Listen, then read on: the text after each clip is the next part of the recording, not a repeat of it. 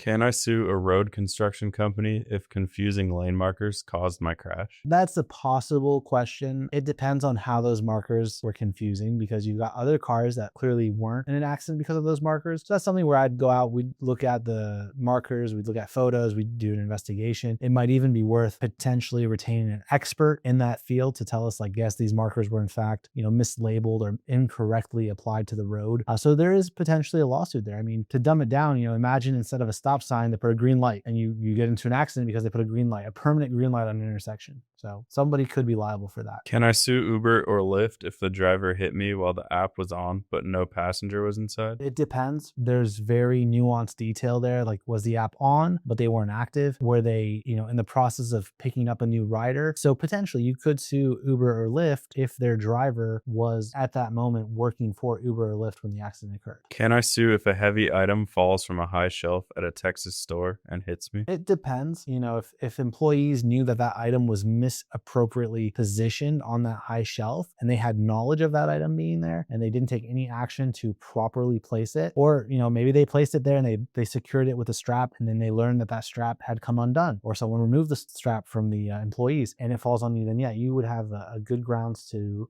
go after that store. Can I sue a tire shop if my wheel comes off on the highway 2 days after they worked on my car? Potentially depends. Did they touch your tire? Did they work on your wheels? If they're out there doing an oil change and they didn't even touch your tire or your wheel, there's not a lot of connection between, draining your oil and your tires. But if they were actually doing tire work and we can, as part of our investigation, show that they inappropriately or misappropriately retightened or failed to tighten a lug nut, then yeah, we would go after them.